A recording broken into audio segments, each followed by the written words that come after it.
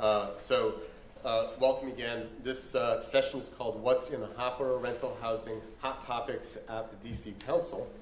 My name is Joel Cohn. I'm Legislative Director for the DC Office of the Tenant Advocate.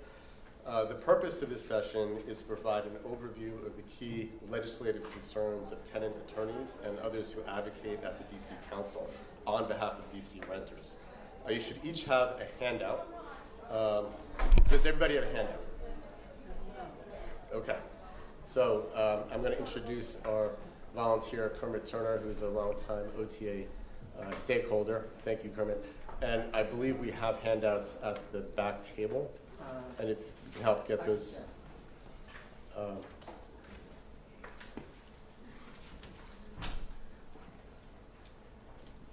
And so while it's being passed out, I'll describe it. It's called Tenant Rights and Rental Housing Related Legislation for Council Period 22. Council Period 22 began in January of 2017 and ends at the end of this year in December. It covers about 2 dozen items, legislation currently in force.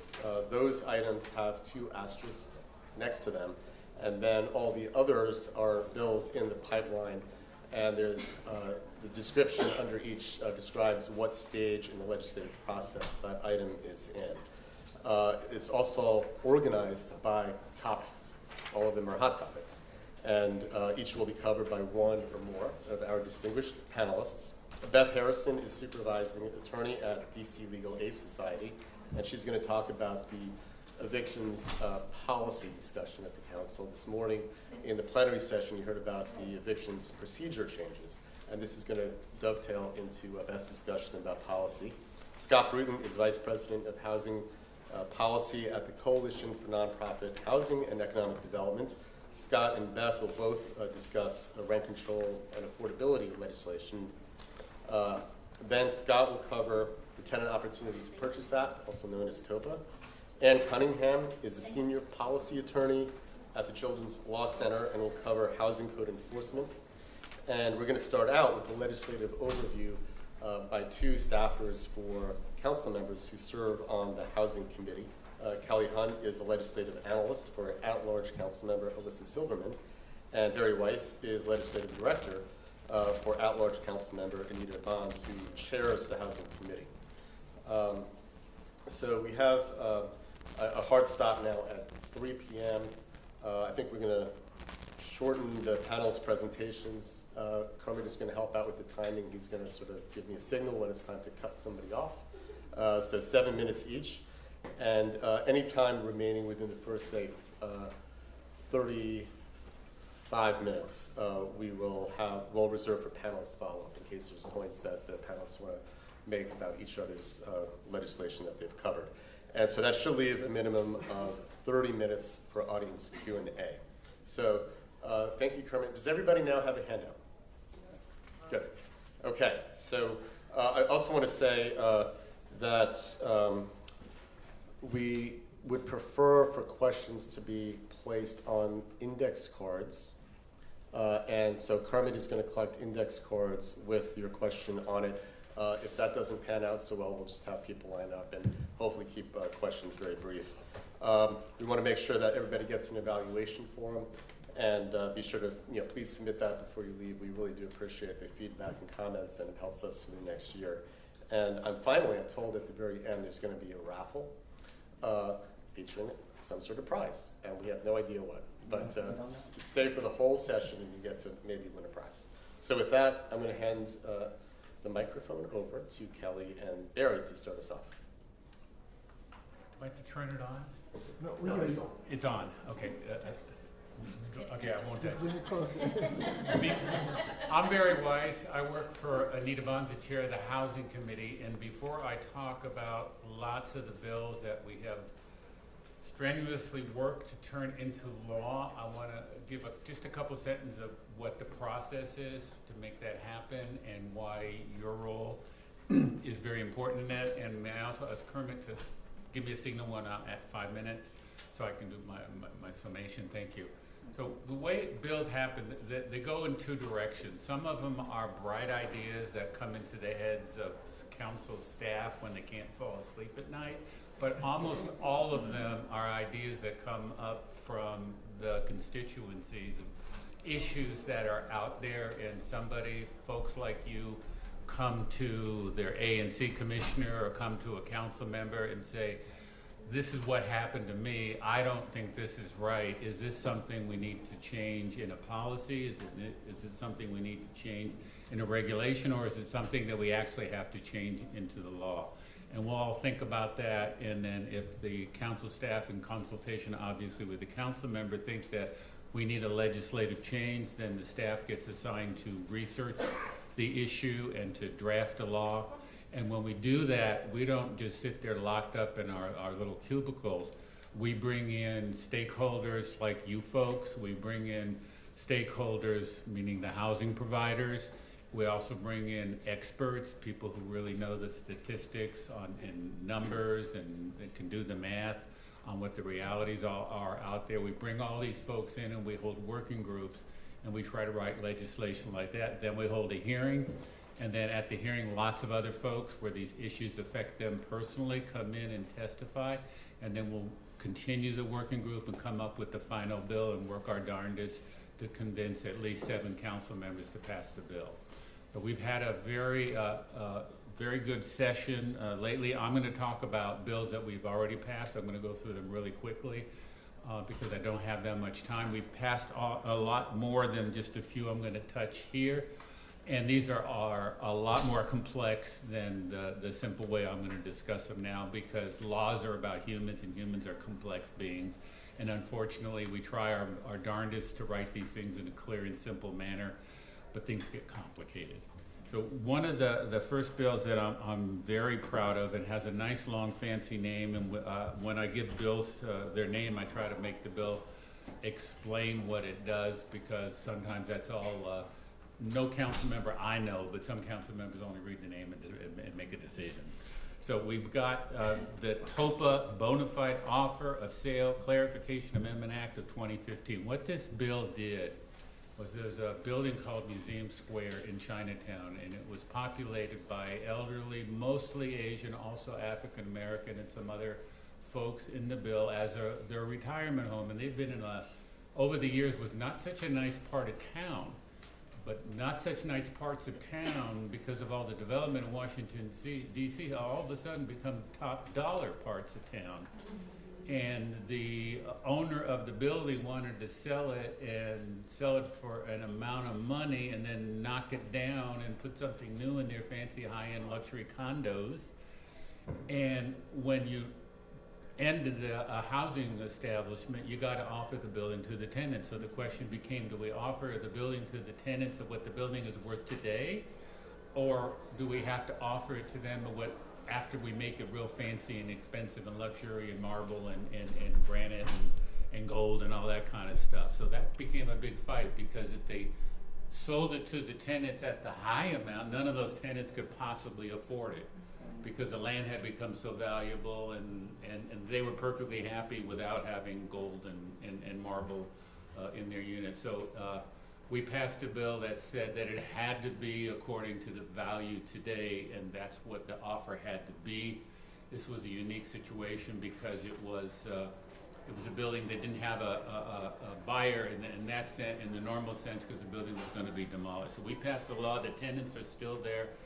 The courts agreed with our analysis. They weren't dependent upon it, but I was at the hearing and they did mention what our law was saying. So that was one really great win for affordable housing for these seniors who would have been pushed out to God knows where if we had gone a different direction.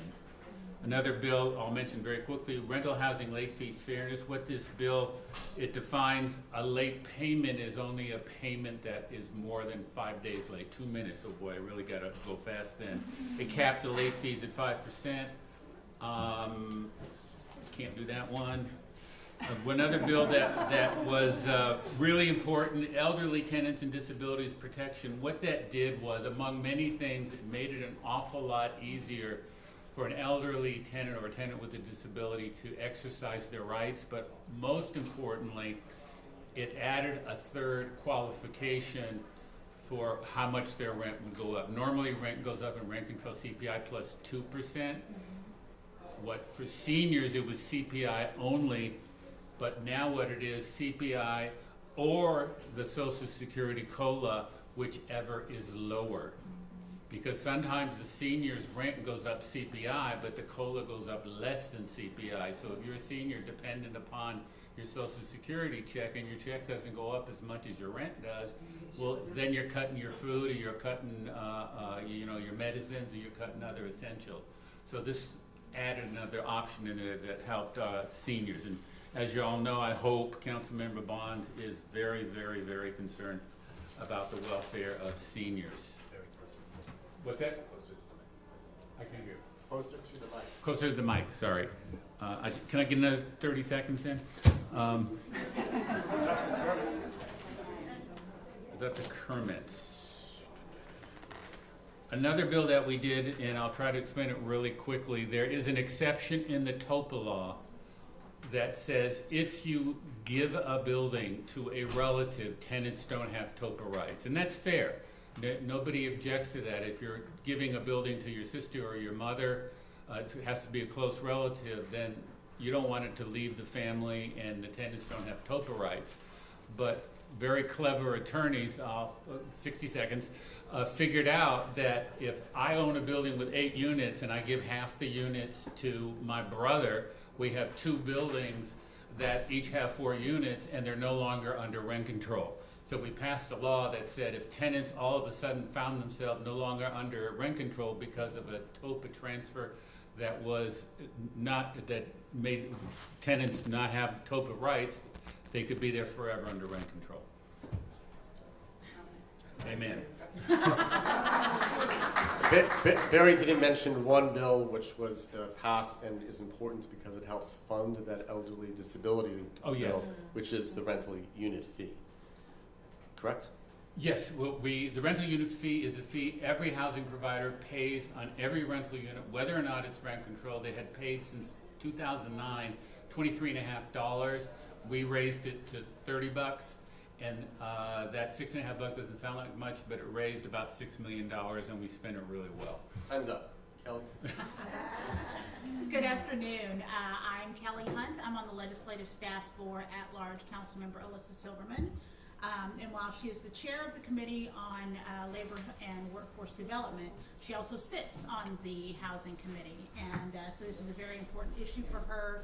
And she definitely sees the connection between the importance of affordable housing and being able to get a good job in the district so that she can continue to live here. So I'll kind of continue with what Barry was saying and see. You probably, as he tried to rush through 8 pages of bills that we had passed, some of these may seem very small, like making sure that everybody knows what a late fee is. But we try to build all these things so that they work together, all to protect our tenants who are very rapidly being pushed out of the district. So there are two ways that these things typically happen. Barry has a brilliant idea, writes a bill, introduces it, we have a hearing, it passes, and then hopefully we get it funded in the next budget. So that's a lengthy process. The other way that this can happen, because everything we do comes with a price tag, right? So we introduce a bill, we have a hearing. If we happen to be in our budget cycle at that point, sometimes we can just kind of sneak it in there. We don't have to then have it go through the full committee of the whole and the markup process and all of that. So that speeds up the timeline just a little bit.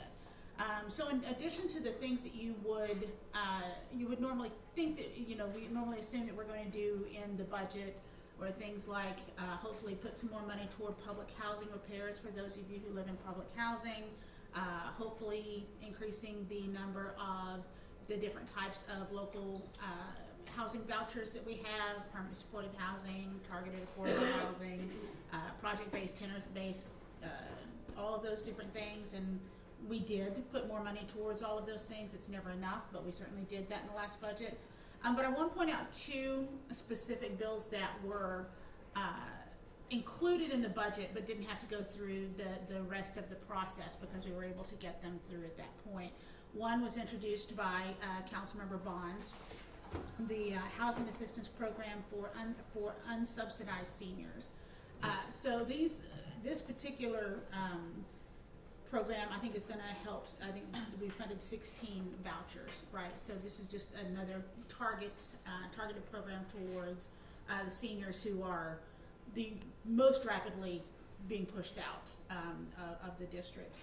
The other one is one that my boss, Councilmember Silverman, introduced, the Senior Tenants and Residents with Disabilities Rental Assistance Program. We always try to make these the titles as long as possible so that you can't actually think of what it was that we were doing. But this came, honestly, from, as Barry said, a lot of these ideas come from talking to residents. People call us and we don't know what to do about a situation. And in this particular situation, talking to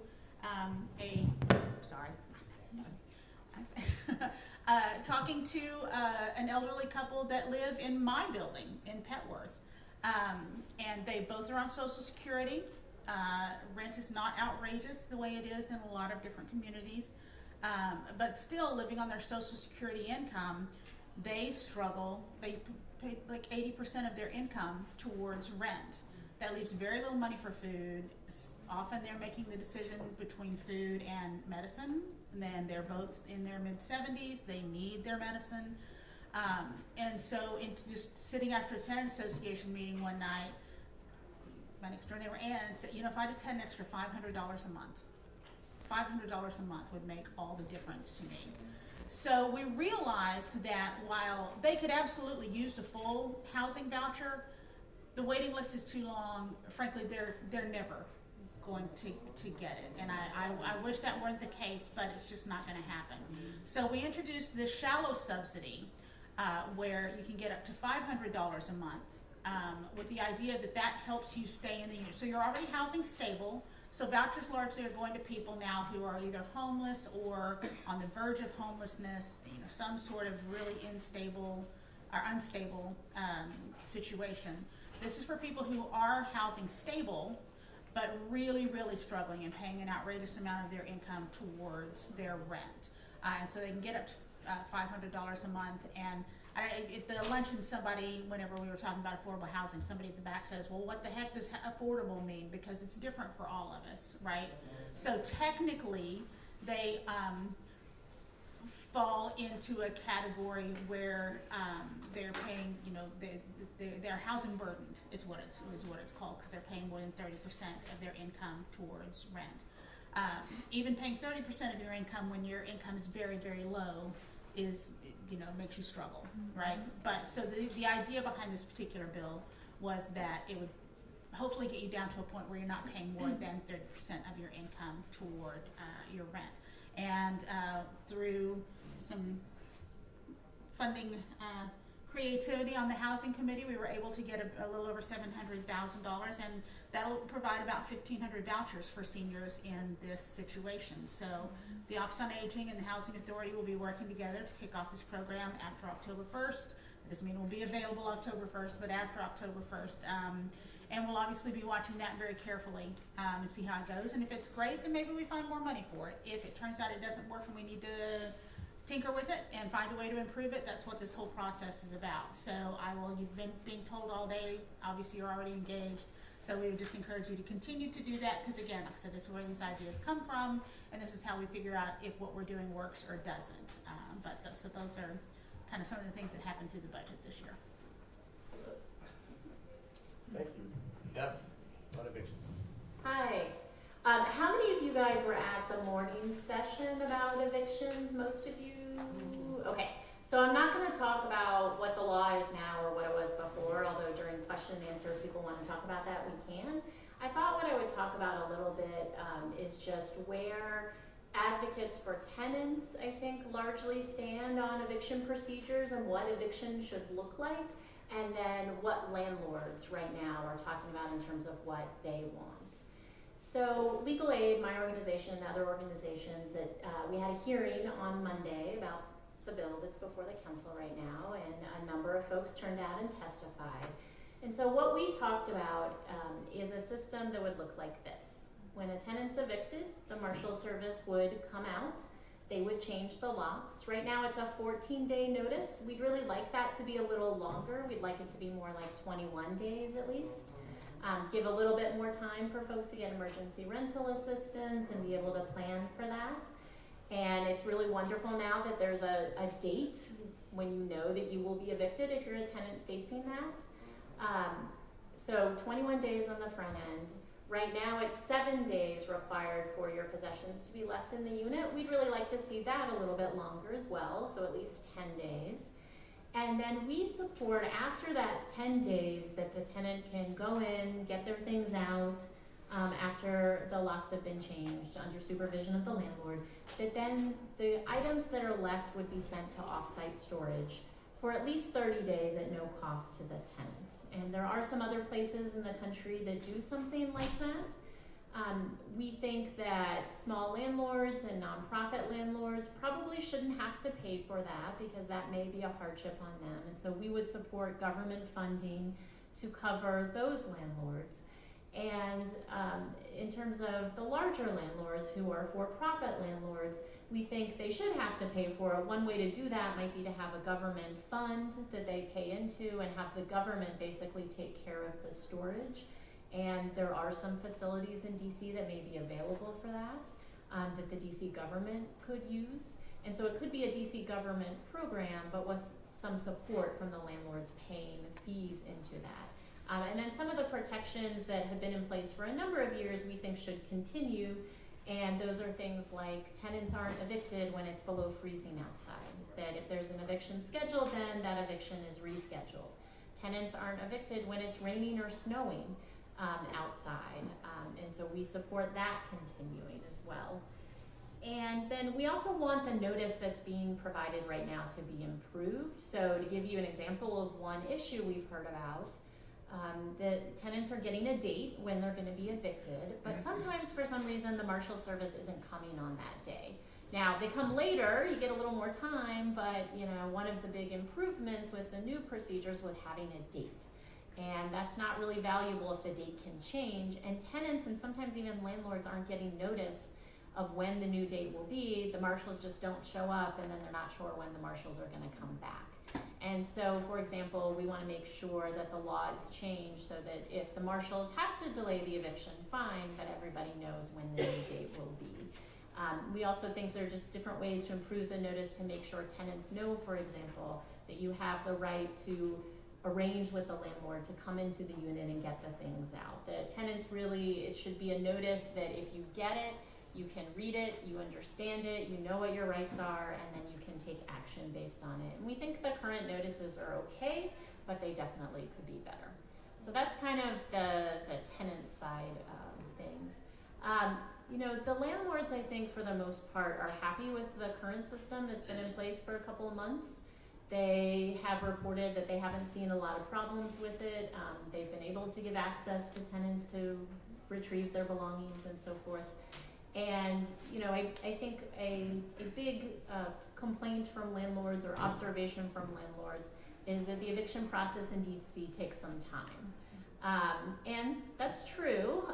You know, I represent tenants in eviction court, and I see kind of the other side of things, that tenants get railroaded a lot, they don't have access to attorneys and so forth. So there's another side to that story. But it takes some time to evict a tenant in DC, it does. And so they are concerned about anything that lengthens that time. So, you know, they want the shorter time frames because they want to get that unit back. And that can be good for tenants if it's an affordable unit that gets turned back around as an affordable unit and gets back on the market. So that may be good in general for tenants. But of course, for the tenant being evicted, they probably want more time. And then the landlords are pretty opposed to any kind of off-site storage. You know, I still don't have a good sense that if it's paid for, kind of how landlords would feel about that. They definitely want to be protected from liability, from being responsible. If they are the ones moving, they would, I think, rather have somebody else pack up the things and move them, which happens in some places in the country. And so that's some of what we heard from the landlords on Monday. And I'm going to stop there, but when we have question session, if folks want to talk about that, I'd be happy to hear thoughts from folks in the room about what you think the best policy might be moving forward. Okay, great. Thank you, Beth, and I guess we'll go to you and Scott now to talk about tool. So are we splitting the 7 minutes? Yes. As long as you want. Okay. So, I think Kelly had 2 more minutes extra she didn't use. Oh, so Oh, Scott okay, can okay. take Comment? Kelly's 2 Okay. minutes. so let's see. It's official. We'll make this as quick as we can. There's a bill that was put forward last session, that's back in again this session. That's called the Preservation of Affordable Rent Control Housing Amendment Act of 2017. It's a very generic title. What the bill is actually about is curtailing the abuse of voluntary agreements. There are 5 what the rent control law in the district calls housing provider petitions, and these are means for a housing provider to get extraordinary increases in rent beyond the annual increase that you get or the vacancy increase. Voluntary agreements back when the rent control laws were originally passed were a way for the housing provider and the tenants to have a non-adversarial path to getting an extraordinary rent increase. The other 4, which are capital improvement petition, substantial rehab petition, hardship petition, and Services, facilities. Services and facilities petition, those are all adversarial in that the landlord applies for it and the tenants can challenge it. A voluntary agreement, on the other hand, is when 70% of the units in a building agree with the landlord to have a specified rent increase on the units in the building in exchange for the landlord doing a specified list of things. But back in around 2006, a new practice with a voluntary agreement started. It was started by 1 or 2 attorneys and a few game developers who were interested in doing this. And what that did was, it basically, the perversion aspect is that instead of the 70% of tenants in the building agreeing to a rent increase that would affect them in exchange for these benefits, what they agreed to was a rent increase that would affect everybody who moved in after they moved out. And so then the tenants no longer had skin in the game. They were no longer going to have to pay the increased rents. And so instead of thinking, okay, what can we all afford, they were thinking, okay, whatever you want. And so you got sometimes 800% increases on some of these rents. And so while the people who were agreeing to this were protected, the people who came after, it was a different demographic who would live in the building. People at the same income level aren't going to be able to afford an increase in rent. And also, since tenants didn't have as much at stake, what they were agreeing to sometimes were things that were a little benefit to the tenants. And so over time, that's grown to the point where many appraisers who appraise multifamily real estate now, when it's up for sale, will include in their appraisal the assumption that there will be a voluntary agreement. So that's artificially inflating, going beyond what would normally you'd be able to earn as a landlord on the rents in that building. It's artificially inflating that, so it's artificially inflating land values, which causes all kinds of problems. This bill would return the voluntary agreement to its origins in that the tenants residing in the building would no longer be able to sell out the tenants who come after them. And so they would only be able to agree to rent increases that would affect them. And so tenants are going to pay a lot more attention to what the increase is going to be and what they would be getting in exchange for it. The second part, TOPA, which Joel had asked me to talk about, this deals with a bill that's already passed, unfortunately. This was the TOPA Single Family Home Exemption Amendment Act of 2018. In the district, I would say research has shown that if you're going to exercise TOPA, which is kind of a complicated process, almost every tenant group that exercises TOPA does so because they're getting assistance from a community-based organization that gets funding from the District of Columbia. They help them with technical assistance to understand the process. Basically, very few, if any, how many? 3? 2. Really? Very few, if any, tenants got technical assistance who were in single-family homes, and so the number was not great who took advantage of this. Unfortunately, there were some lawyers, there are a very few number of lawyers in the district who saw an opportunity with the Tenant Opportunity to Purchase Act for single-family homes to misuse it and to use the tenant's rights instead of to buy, to, as the people who didn't like this practice said, extort money from the homeowner. And so unfortunately, the council decided, instead of trying to curtail this bad practice by a few lawyers and to provide technical assistance to tenants to responsibly use their TOPA rights, they decided to remove the TOPA rights from all tenants who lived in single-family properties, except for a few elderly and disabled tenants who moved in during a particular period of time, and their rights will sunset as they move out of those units. I will be brief. I'll just mention a couple other things about rent control and TOPA. So rent control, there's also a bill that's been pending since the beginning of this session. For the annual increase, it's based on CPI. You all may know that for most tenants, there's a plus 2%, and then for tenants who are elderly or have disabilities, as Barry spoke about, there's not that 2%. This bill would change the law so that everyone is just the consumer price index, that inflation amount. There's no extra 2% for any tenant. That's the first thing it would do. And then something that's actually, I think, even more of a problem, when a unit becomes vacant, the landlord can take an increase of up to 30% if there's another unit in the building that's substantially comparable. And so in these big buildings, when you have a lot of units, it's pretty easy. Somebody moves out of unit number 4, and you look around and say, oh, look, unit number, 10 is just like that unit, but the rent's $500 higher a month, so we can get our 30%, 500, wherever the math works out to be.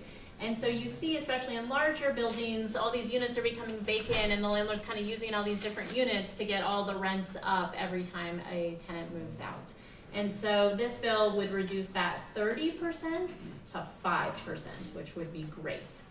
So that's one bill. It's been pending since the beginning of the session, and it may or may not get enacted this year, but hopefully, if not, it will be reintroduced next session. And then another bill that's not out there yet, but may be coming, or another issue I will mention, is what we call rent concessions. And that's where the landlord on paper gets these really large rent increases under a voluntary agreement or one of the petitions. And so they say the rent for this unit now is $5,000. And it turns out that if you go out on the market and try to rent it to a tenant's only going to pay $2,000 or $2,500. I'm talking about fancy units here. But the landlord keeps that higher number on paper, and it's really confusing. And when the law changed in 2006, there used to be this really confusing system. Maybe some of you all had to deal with it with rent ceilings, and there were the 2 different numbers, and it was really hard to understand. Like, I'm paying this much now, I might have to pay this much higher number. How can the landlord get from here to here? And the council changed all that, so there wouldn't be all that confusion. But what we found is landlords, through these rent concessions, they put this big number on paper, they charge the tenants a lower number. That sounds great, but it's really confusing, and they also can kind of hold the higher number over your head, because legally they're allowed, it seems, under current law, to take it up to that higher number whenever they want. When they do those annual rent increases, maybe they calculate it based on the higher number. And I will stop there. I won't mention the other TOPA thing, but we can come back to it if it's interesting later. Terrific. And so Anne is going to talk about housing code enforcement. We're right on time. Thanks, guys. Great. How many of you have heard of our Department of Consumer and Regulatory Affairs, DCRA? Yes. Okay, so the bills that I'm sort of going to talk really broadly about are mostly bills that are that affect that agency. And so one of the things that we care most about that agency does is it is supposed to enforce our housing code to make sure that people's homes that they're living in are compliant with the code and that they don't have illegal conditions that are, harming the people living in them. So I work for an organization called the Children's Law Center, and I now do policy work, which means that I spend a lot of time working down at the council with people people like Barry and Kelly alongside other advocates like Beth and Scott to make sure that the laws that our council members are passing are really thoughtful in addressing the problems that our clients face. So part of the reason why I'm talking about what's going on in the realm of housing conditions is because before I entered this policy world, I represented clients for about 5 years in these cases, and what we would see in those cases are really, really horrible conditions like leaking ceilings, mold, mice, bed bugs, you name it, and then an agency that wasn't really doing what it was supposed to step in and make sure that these problems were being fixed. So we have a housing code that gives tenants a lot of protections, but it's really up to DCRA to enforce those laws. So there was also a really great report out of the auditor's office this past week that shows just how poorly DCRA is performing for tenants. So all of this is to say that our council members have produced a lot of really good legislation over the past couple of years to try to address this issue with DCRA. I'm not going to go into all of them in detail because there are a lot of them, but I'll talk a little bit now about the biggest one, which is Chairman Mendelson's Department of Buildings legislation. So what the chairman is trying to do as a way of addressing these issues that we're seeing with this very, very large agency, DCRA, is he's breaking it up into 2 agencies, and he's putting all of the code enforcement, including commercial code enforcement and vacant and blighted properties and our housing code enforcement into a separate agency that he would be naming the Department of Buildings. So advocates like Scott and Beth and I really like this idea. We think it should go a little bit further than what the chairman has proposed, because we think that there should really be an agency, maybe a 3rd agency, or maybe restructuring things a little bit differently with the Department of Buildings that is geared toward specifically focus on that housing code enforcement piece of things. We think that a smaller agency would enable better leadership to get involved, that if it has a really good mission, that the people leading that agency hopefully would be drawn to the work because they care about tenants and they care about people living in really safe housing, and they care about the public health impact of living in unhealthy housing and everything else that goes along with it. And I'm happy to answer some more questions about that bill. I think one thing that we're a little bit concerned about is that the chairman recently said he's moving away from the Department of Buildings idea and is moving towards just making a lot of kind of smaller fixes to DCRA, and we really hope that he moves back toward the Department of Buildings or something similar to that will that we think would have a much better chance of really fixing these systemic and structural issues that we see within the agency, rather than a lot of kind of smaller tweaks. Those smaller tweaks, though, can potentially be helpful, and a lot of them are embodied in the legislation that's listed under this enforcement section of the handout that you received. And so some of what those things would do would be to create a fund to allow the government to make repairs when a landlord is refusing orders to do so. It would make it harder for landlords to hide behind the veil of an LLC or a corporate entity, which can make it really, really hard for us, even as lawyers, to hold landlords accountable. And we saw that was a really big problem in the Sanford Capital cases that the Attorney General has been prosecuting. And then increasing fines and limiting DCRA's discretion and giving landlords all of these extensions on deadlines for making repairs and deadlines for paying fines. And then another one will require the publishing of a list of the vacant and blighted properties online.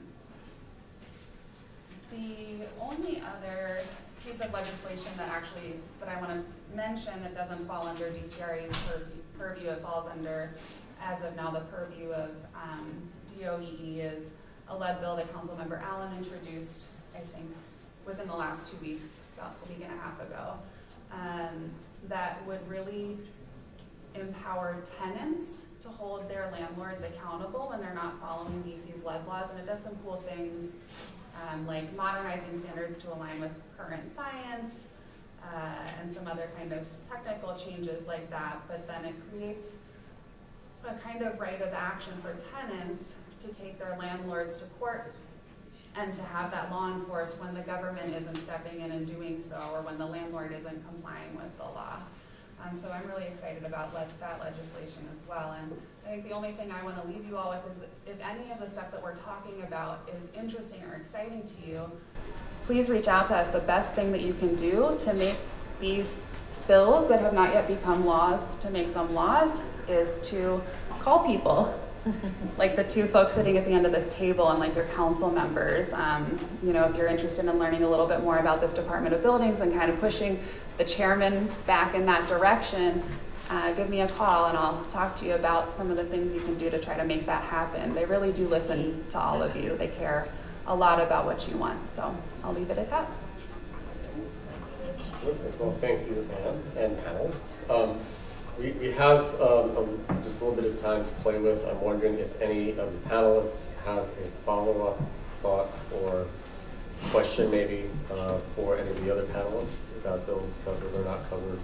And I don't think I heard about the TOPA bankruptcy tenant displacement bill, if somebody wants to address that. I can, yeah, sorry, I ran out of time, I talked too much. Only because we have extra time, so. Awesome. We weren't remiss.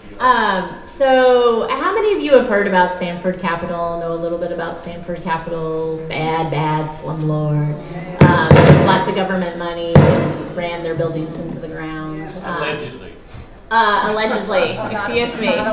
Excuse me. So Legal Aid, a bunch of other organizations have worked with tenants at those buildings. And, you know, we're always thinking about ways that landlords kind of come up with creatively to get around the law. And so TOPA gives tenants the right to organize and try to purchase a building or assign your rights to somebody who will work with you and protect you. And one of the things we saw Sanford do is they wanted to get rid of some of these buildings. Once they were all under all this pressure, the Attorney General's suing them, the tenants are getting organized. And so instead of going through the TOPA process, they filed for bankruptcy. Because TOPA has a provision that says if a court orders a sale, it's exempt from TOPA. You don't have to give tenants the right to purchase. And in fact, in one of the buildings that Legal Aid has worked with, Sanford did a contract to sell the property. The very next day, they filed for bankruptcy and asked the court to approve the sale to that party. And you know, otherwise, under the law, they would have to give that right to tenants to try to find somebody else or to work with that purchaser. And so that situation worked out okay, but we're concerned that this could become something that happens more and more often, that an owner wants to sell a building and they say, well, gee, if I, you know, come up with a contract and then go into bankruptcy court, I don't have to deal with the tenants. The judge will just approve it. And so that piece of legislation, it wouldn't get rid of the exemption. It's a little complicated, but it would allow tenants, if a building sold through bankruptcy, the new owner would have to give those tenants the right to purchase during the next year. They would have to pay a little bit more. So you'd have to find somebody who was willing to pay 105%, 5% extra of what the new owner paid. And if they've put some money in, you'd have to pay, you know, if they've improved the building, spent, you know, $100,000, you'd have to come up with that money. But it would give tenants an opportunity to go find somebody else. If they're not happy with whoever bought the building through bankruptcy, if that party is not going to work with them and make repairs or work with them to keep the rents affordable, they could go try to find somebody else. And so that is the TOPA bankruptcy bill, which is something else that we support. Great. Anything else from any of the panelists? So did folks write down questions on index cards? No, we don't have Okay. We have now plenty of time for questions, so hopefully you do have questions. Okay. Okay, I did attend the first session about evictions. And I saw the stats. What are like the top 3 or 5 reasons people are evicted? So number one reason is non-payment of rent. About 95% of the cases, eviction cases that are filed are about non-payment of rent. You know, the other 5% are either about some other violation of the lease. You're making noise, you have a dog, something like that, or criminal activity. There are some cases that are about allegations that some kind of criminal activity took place involving you or somebody who lives with you or a guest. All right, because the stat, they said it was like 31,000 that were filed. That's right. So it would just seem that there may be, if it's non-paying, it would have to be other reasons. I mean, is it because it was a rent decrease? Was it because they're not paying because they wanted to exchange that for a repair? Or is it just saying, I'm not paying rent? So there are 10 statutory bases for eviction in the district. And the ones that Beth mentioned are basically, it's the fault of the tenant. The other 7, it's not the fault of the tenant, it's because the landlord wants to move back into the property for their own personal use, or because they have a contract to sell to a purchaser who wants to occupy and use it for themselves. Demolition, discontinuance of housing use for whatever reason. So there's 10 of those in total, but of that number that you heard this morning, 31,000, the vast majority is for not paying rents. Like Beth said, about 95%. And then, Beth, do you have any guesstimate about the so-called 501B, which is the breach of the tenant's agreement with the landlord, some violation of tenancy like noise and disturbances? I think it's the vast majority of the 95%. Yeah, that's right. I mean, in terms of why are there so many non-payment of rent cases, so, DC has lost half of its low-cost $800 or less per month units during the past decade. The waiting list for subsidized housing is 40,000 families long. If any of you guys are on it, but you're stably housed right now, as Kelly said earlier, you're not going to come off the list. That would be a way for housing to be affordable for more families and individuals. The average rent for a 1-bedroom is $2,000 or more at this point in DC, right? And if you're out there, you know all these things I'm telling you. And so, I mean, it's just families are struggling. But the good news about that 31,000 is about half of those are dismissed even at the first court date or before. There's another chunk that's dismissed after. Tenants have the right to pay until the point of the eviction. And so you have 31,000 cases, but it's about 1,500 to 2,000 evictions, actual evictions where the Marshal Service comes out, the locks are changed under the new procedure. And so, it's not quite that bad at the end of the day, but I mean, even if it's 1,500 or 2,000, that's 1,500 or 2,000 families and individuals who are actually being evicted. And there are probably several thousand more at least who have moved out of their unit because of the eviction case. And Beth, so the number in between the 31,000, total number of eviction actions filed in court, and then the number that Beth refers to between 1,500 and 2,000 is the number of actual evictions overseen by the Marshal Service. That in between number is about 5,500, which is actual judgments for possession at L&T court. So what is happening for the most part? Probably you're being a heroine, to reduce the number of eviction actions to that much lower number in terms of actual judgments. Yeah, well, I will tell you, most of the tenants I represent don't get judgments. We sign agreements. Judgment's not a good thing. But kind of what you see with these cases, most tenants don't have attorneys. Only about 5 to 10% of tenants have attorneys. Hopefully that number's going to go up a little because the council gave money for new attorneys, and my office and other places hired new attorneys. But if you don't have an attorney, if any of you have been through the process or seen friends or family go through it, right, you just get railroaded when you go down to court. And so a lot of tenants do end up with judgments. And I think some folks who get judgments and don't get evicted are paying off the money and staying, and that's great. But some of those tenants probably are just leaving because they have that judgment and they know they can't pay. And so they're never evicted. The marshals don't come. But they have to leave the unit and they may not have another place to go. I don't know if that addresses the question. Well, and I just want to add one thing that kind of contributes to this too, is when Beth was talking about, it's because of non-payment of rent and people are so strapped paying such high rents, but they do everything they can to pay it so that they can stay in the unit. That's why the number is so big. One way that we can, and for a very limited number of people, do help them stay in the units is through the Emergency Rental Assistance Program, which right now has not nearly enough money in it. So when you guys are coming down and talking to us about different things, one way that we can increase the number of people who do get to stay is by increasing the amount of emergency rental assistance that helps these people who are just living paycheck to paycheck and trying to stay in their units. So where does that money come from?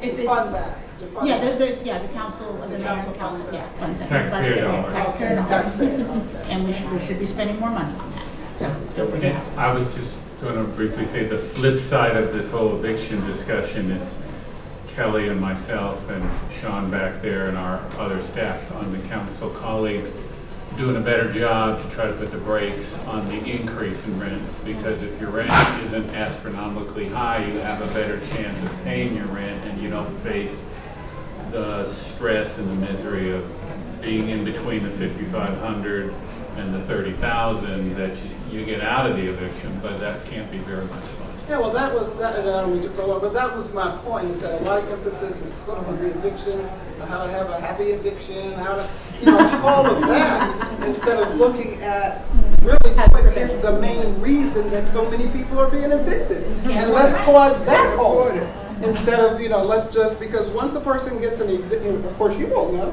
an eviction or a judgment, and they go and they get a credit check the next time for it, I mean, that's really like a felony on their record. Yeah, So then they become homeless, and then, you know, so it's, So more affordable units will bring that $31,000 number down, right? I assure you, Am I it's, affordable? Yeah. I'm sorry, it's not an either or, because my boss knows that council staff has no personal life, and we can work and do everything they ask us to do. yeah, well, even with this opportunity zone, which is, gentrification on steroids, that are in now all 50 states, you're not gonna get an investor that's investing in real estate that's also going to be thinking the best thing for the tenants. Which is where, It's you know, just not- sort of the right to purchase comes in, and what's It's just being not- pointed out is all of these issues really kind of meld together. They each have overlapping aspects, so advocacy on all fronts is a good thing. Next question in the back. I have a question. I live in an apartment, and my apartment building is part of the 13 buildings that was donated to the Basilica. Not sure if you're aware of that or not, from the National Shrine, in which the apartment buildings was donated, not sold, but donated to the shrine.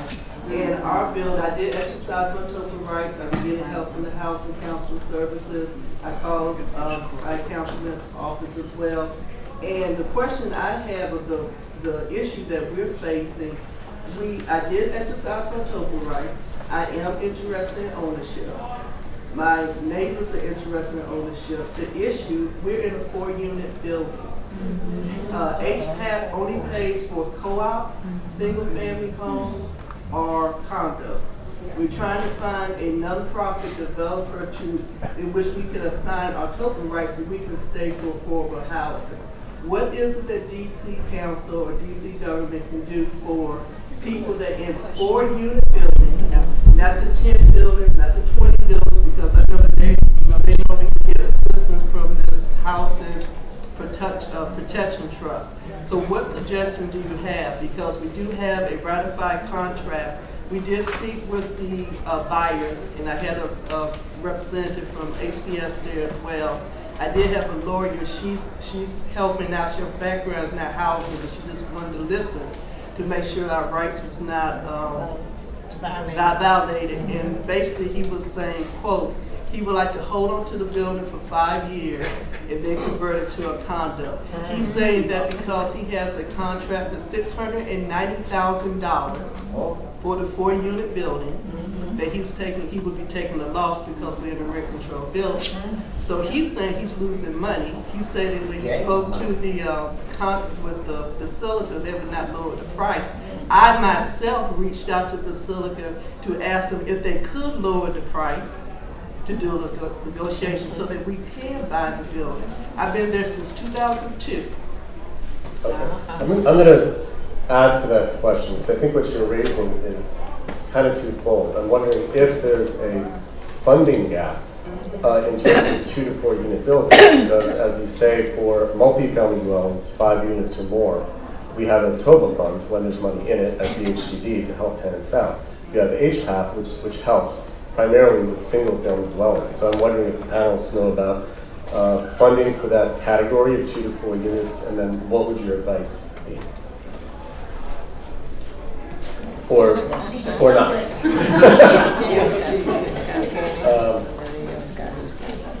Any advice in that particular situation? Because Can I ask you a question, And ma'am? my TOFA rights ends October the 24th. Oh, yes. Can I ask you a question real quickly? So are you all for buying individually? Are you forming a co-op or a condo We was association? talking about a co-op and they didn't like that idea, so we're looking at buying it individually, but one person is not interested in buying it as a condo. Actually, it's, if you were gonna do it as a condo, your chances increase if the one person doesn't wanna buy, if they're willing to move out. Because, I'm just talking, I'm not talking right or wrong with this, I'm just saying that usually on condo conversion, even if it's like, 300 unit building, a condo conversion really only succeeds if a significant percentage of the people in the building want to move out. And that way, the inside price, like a below market price, is subsidized by a market price for the condo units that you can sell to people who aren't tenants in the building. And so by having, in your case, 1/4 of the people, like if that person were to vacate, then, and technically the person would have to vacate unless they're a senior citizen or disabled after you went to a condo, that could help you with the financing to do that. But at the same time, as you're experiencing now, if you were to do that, you would be engaged in something that if it was involuntary on their part, that the Basilica is engaged in. And that's why I wanted to find out, is anything that can be done to the facility? Because they did not follow certain steps that should have been taken place. And then also, is there any type of developer that we can work with? I was told Nana DC, but they normally want to work with the larger buildings. Is there any type, I guess like you were saying, funding, that if we wanted to reach out in order to exercise our total rights? Because honestly, unfortunately, the other tenants that was in the other buildings, they did not even know that they could exercise their rights. And that's an unfortunate thing. I'm gonna ask that you come in and speak with OTA, an attorney advisor, and I'm gonna be interested in that conversation as to funding opportunities and the rest. But so we'll talk after this. I have a question here from the floor on an actual index card. It's what legal mechanism exists, if any, to force DCRA to make inspections, also to levy fines and enforce payment? I think it's called a writ of mandamus, but anyway, just one of the attorneys what I have.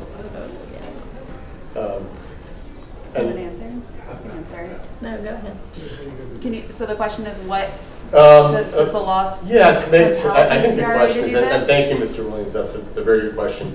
The legal mechanism basically to make DCRA do its job, to inspect, and if they don't, to make, to levy fines and enforce payment if the housing provider misses. Yeah, so the answer is that there isn't really a mechanism to force them to do that, in the sense that people like us and you all can't, take DCRA to court or something and say you need to do this. The best way to get DCRA to do a better job at their job is really by getting your council members to put pressure on them during oversight. And so Chairman Mendelson and other council members, Councilmembers Bonds and Councilmember Silverman certainly have brought DCRA before the council, I don't know, a dozen times in the last year and a half or so, to really ask them and put pressure on them about what they are and aren't doing. I haven't seen that have great effect in terms of changing their operations, and so that's why we have all of this legislation that's going to make it a little bit harder for them to use discretion in terms of extending those timelines for landlords and when to do inspections and what kind of fines to levy and whether to give landlords a break on paying fines and things like that. So I hope that answers the question. Whose question was it, if you don't mind raising your hand? He left. Oh, okay. But because the question said mandamus? No. No, Joel said mandamus. Okay. So, I mean, it could be possible to try to take an agency to court and say, basically, you'd be saying, so agencies have discretion. That means that, you know, it's like prosecutors who prosecute crimes, you know, they don't have to prosecute every crime, right? They get to make decisions. Well, agencies get to decide, do I do this with this landlord who's really bad, and maybe this landlord, we give them a little more time because they're struggling. And the problem with DCRA is that they just use that discretion to kind of let landlords get extensions of time and go easy on landlords. So you could try to bring them to court, but it would be really hard. And so I completely agree with what Ann is saying, that the process that's going on at the council may be the best way to try to change this agency. But there are lawyers who have thought about this idea about could we bring them to court, and you would say you are so fundamentally failing in your job that the court needs to order you as an agency to do certain things because you are what we would say is abusing your discretion. You are completely failing to do your job. But that would be a really hard thing to do in court. Right, and the question was what legal mechanism? So it was, to me, a law school question. I agree with the answers here. I'm not recommending trying it because they are doing their job. Obviously, some buildings are being inspected. It does, in terms of the second part of the question, levying fines and enforcing payment, this goes back to something that I have a hunch Beth might remember from years ago. There was legislation that would compel, I guess, bring tenants into the process of a civil infractions case brought that DCRA would bring against a recalcitrant housing provider at the Office of Administrative Hearings. And the idea was DCRA, the DC government, would have a much better case, a much stronger case, and make fines stick if tenants were involved in the process in terms of mounting the case, bringing their own problems in their own units into play. Do you remember that legislation? Do you want to say anything more about it, or did I cover it? No. I want to say one more thing. That actually was a question, but anyway. Which is that there's a hearing, there's going to be a hearing on October 31st to talk about DCRA and at the council to talk about DCRA and its performance in terms of enforcing the housing code. And so if you have direct experience with that or feel the agency hasn't met your needs, I think you should really consider coming out and talking to the council about your story. Good point. What I wanted to comment, there is one other legal method, and 10 years ago when I lived in a rent-controlled building that is now my home, that I own, my individual unit, we use the legal method of where the word, it's in English now called nudnik. And what nudnik means is you keep on calling them and calling them and calling them and calling them, and it becomes more painful not to help you and do what their job is. It worked in my building. Than it is to ignore you. So and that's perfectly legal.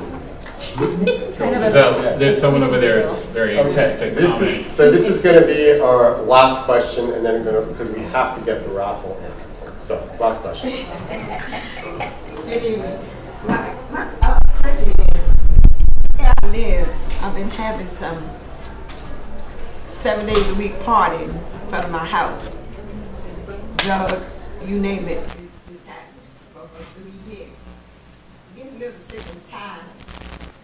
I want to know what my rights would be if I decide to hold my rent and put it in escrow, and how would I go about doing it? Did you complain to your landlord? Okay. They know. They have the police come to pay. The police claim they can't do nothing about it. They got the cash. We got security on the premises, and they claim they can't do nothing. Did the landlord respond in any way? The landlord knows about it. They know, but they haven't responded. So I'll just say, Beth, do you want to handle that, or? I'll just say that ultimately that is a disturbance of your contractual right to quiet enjoyment of your unit and other tenants' enjoyment of the premises, and it is something that requires the landlord to take reasonable steps to solve the problem. Now, they can't solve every problem, but if they're not even responding to you or they're not taking reasonable steps, for instance, if the police is necessary to call in, or ultimately filing perhaps an eviction action against the problem tenant, that's something that we would not get involved in, and attorneys who might have conflicts if it's tenant versus tenant. But the point is that your landlord is responsible for addressing a breach of the lease that is an agreement between you and your landlord, same as any other contract between two parties. Know all So, of that, but they are not doing anything, and they see it 24/7. okay. Well, if you have a particular issue that you want to raise with our attorneys, then please we'll talk afterwards, and maybe we'll have you come in. Yeah, there are some things that you could do. They may have risks associated with them. And one thing I would say about that is I think landlords, when it's kind of tenant versus tenant, they get a little nervous. And so what I'm about to say But is, it's not tenant versus tenant. yeah, it's people off the property. And yes, come and Yeah. see the tenants. So, and they stay on okay, the- so that's a different situation. So let me say what I was gonna say, just in case this affects anybody else in the room. I think, if you're having problems with one of your neighbors and you talk to the landlord about it and they're not taking action, one thing you might wanna think about is whether you would be willing to go to court and testify against your neighbor, which is a really big deal. But maybe talking to the landlord, because I think sometimes the landlord's afraid, like, I'm gonna sue this tenant, but then you're gonna be afraid, you're not gonna come to court, I'm gonna spend all this time, and, you say the tenant's doing it, but nobody's gonna support this case, and then, it's all gonna get tossed out, and I will spend all this money on a case that goes nowhere. And so sometimes talking to your landlord about, like, look, it's bad enough that I'd be willing to come to court and testify if I had to. If you're willing to do that against one of your neighbors. Oh, that's a I'm very willing to do serious thing. that with whoever, because I'm about sick and tired of it. And like But I if it's say, not a the tenant, that's a whole landlord- different. But like I'm saying, situation. the landlord doesn't care, because this is one of the landlords that really wants all of us going off that property. We have a problem with it now. Ma'am, what is So- your name? So, but I'm not going until it's time. All right, so we need to wrap up now. Oh, So, yeah, Dorothy Davis. And I'm Ms. at Davis, thank Brooklyn you. Manor. An excellent question, and I appreciate that and the responses. So we have to wrap up now. We do want to do the raffle. Kermit's going to tell me how the heck we do that. Do I pull a number?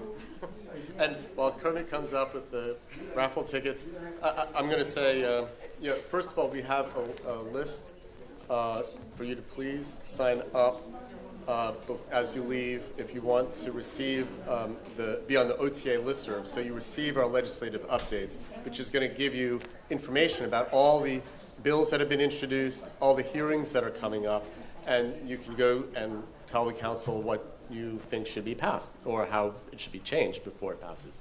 Also the surveys, please complete those. And I want to thank the panelists for doing a great job presenting and meeting the time frames. Very challenging, so I'm impressed. And so please help give them a round of applause. And